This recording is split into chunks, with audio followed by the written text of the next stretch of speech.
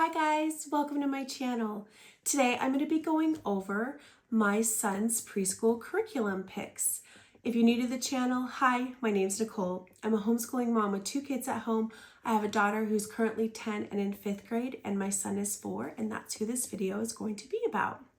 All right, when I was gathering all my things to prepare this video, I was looking around the table like, oh my gosh, Nicole, for somebody who was not planning on doing preschool, you sure got a lot of preschool stuff. And in that same context, if you haven't seen any of my previous videos where I talk about this, I originally hadn't planned to do any like formal homeschooling with my son until he was 6. That's just a Charlotte Mason philosophy that I really connected to. However, I do realize that every kid is different, and my son has not only been voicing wanting to do homeschool, he's showing me. He's drawing letters. Like, he brought me a page just full of capital B's, and we'll be out and about and he'll be like, hey mom, there's 1, 2, 3, 4. And just constantly like bringing attention, trying to write, trying to draw, trying to kind of copy his older sister, honestly. He draws so well, he has such great pencil grip, and he just enjoys it. So instead of me holding on to an ideal that doesn't necessarily work for my son, I was like, okay, I'm gonna be flexible and let's figure out what's some preschool stuff that we can do for him. So this video is gonna be about what I chose. Also, you guys, I'm really sorry if my voice sounds weird. I'm on the tail end of being sick, and this was the only day I had this week to record. So in my potential curriculum picks, I talked about different preschool curriculum I was looking at, and you guys all gave me some wonderful feedback. And I looked at all the curriculum you guys suggested, and I went above and beyond. So I have chosen several things. One of the things I did is right after that video, I bought Blossom and Root Early Years 1 and 2. I believe there was a sale. And we are going with volume 1. You guys, we started this like a month ago. I just wanted to check it out, see if it was something my son wanted to do. And I was so surprised by how much both he and I love this. And I wouldn't have thought right off the bat, because you do have a lot of different categories in here that I didn't necessarily think he would like. Like, for example, they always have a literature book every week that you read to them and some sort of an activity that goes with it. And one of the weeks we read Runaway Bunny, and my son had to put one of his favorite stuffies to bed, and he loved it. He still does that every time we read one of the books. Like, she always has an activity to make the literature kind of come alive. Then for the artistic study, this one surprised me the most. She has you look at a painting. For the first month, we've been working on Van Gogh, and we'll ask him questions about this particular painting, and she has a really fun craft that goes with it. And he's always like, can we look at the picture on the TV, because I broadcasted there, and paint, please? Like, we've gone through so many of them, faster than one a week, because he just loves them. And then their nature studies, they have science and math with it, and it's so fun. Like, one week was shadow and light. And so we went outside and we learned about shadow and light, and he had to put a boot in the shadow and a boot in the light, and he checked throughout the day to see how the shadow and light changed. And then we made suns out of different materials, and he hung them up on the window and saw which one more sunlight would go through. And he was fascinated. Like, for days he would just go and check it. He still to this day has not let me take it down. They have a kitchen classroom, which just encourages you to cook with your child, which my son loves, and it's not my favorite thing, so it's a great way to get me motivated. And one thing they have in level 1 that they don't have in level 2 is kindness and connectivity. I absolutely love that one. There's just so much in here, and the difference between 1 and 2 is 2 does incorporate ABCs. And the reason why I didn't start with 2 is because I wanted to do the magic that is in there. This is just fun play.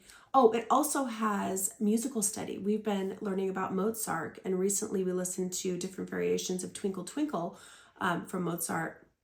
It was just so fun and so great. Like, I bring my daughter in on the art and the music part. She enjoys it. It's just so surprising how much we've just enjoyed this. So this is like the play curriculum.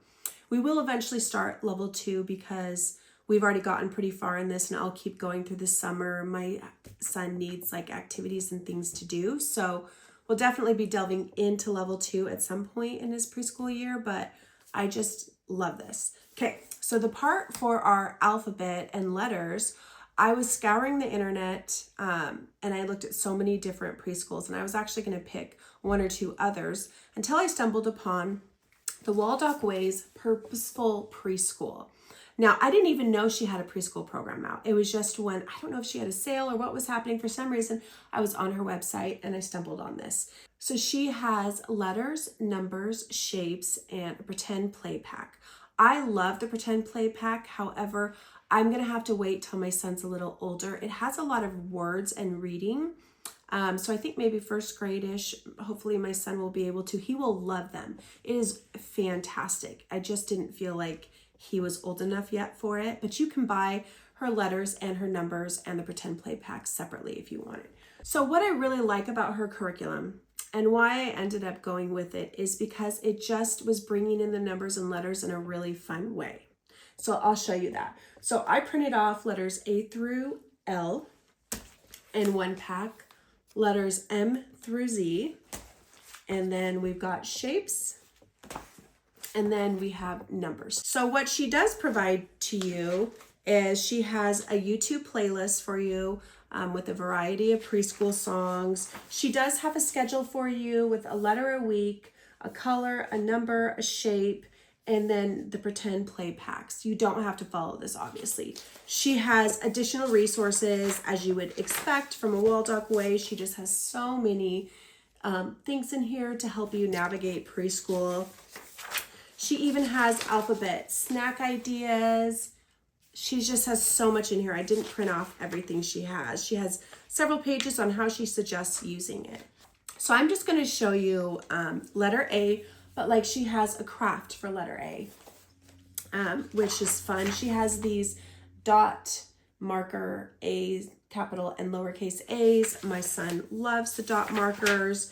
Then she has these pattern blocks, which is so great because I actually just got my son for this year these pattern blocks. So, and he's really liked them. We've only pulled it out twice. So you've got the pattern blocks.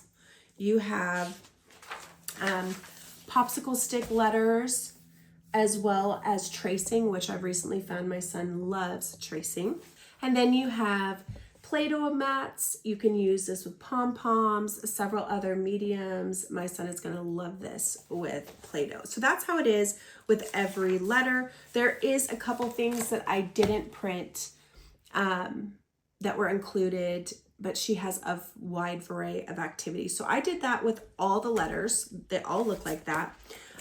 For the shapes, she had a lot of popsicle stick shapes. She had the actual shapes themselves, and then sometimes like this, a house or a different, like a cross, things that have multiple shapes within it, and then you have your traditional shapes as well. She also has some activities like here's a star, and then she has several pages in the back where you can cut out and pick from everyday items that have that shape in it and then glue it onto that page. She has some worksheets. You've got different variations of circle, tracing it, some questions, just cute little things like that. And then numbers is very similar to, let's do number 2. It's very similar to the letters. So she has the craft. She has the dot. She has the pattern blocks. And the popsicles with the tracing.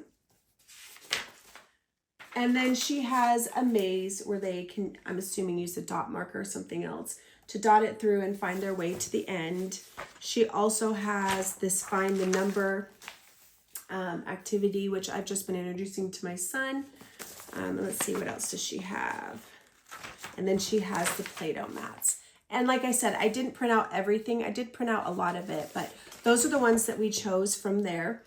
She did have several games, and one of them was Go Fish. However, it just seemed like a lot of work to print out cardstock and laminate it and get it all nice, and it was very well done. But I ended up just buying Go Fish alphabet and Go Fish numbers. My son absolutely loves Go Fish. I don't know what it is about this game, so I thought this was a great way to reinforce it. I also got ABC and 1, 2, 3 bingo, which she also does include, so you don't need. I just honestly for ease, and I don't have a laminator and I didn't have any cardstock, so this was just easier. We'll be doing this as well. He loves bingo. So another thing I got in that light is this Jump and Learn. These are activities you do for shapes, letters, numbers, and colors that include movement, which is right up my son's alley. Like for example, number 1, spin around like a ballerina. Here's a square. Pretend to squeeze maple syrup all over your waffle. 2, point at your 2 eyes and blink twice. For the shape, spread your legs to form a triangular mountain. And then let me show you a letter. U, jump up high in the air. What's on the back? U, open your umbrella and make pitter-patter sounds. V, pretend to change a tire of the van. V, spread your arms and glide like a vulture. Let's see. 3, move your hands up and down like a robot 3 times. So 4, like this is so cute. Bark like a dog 4 times. Woof, woof, woof.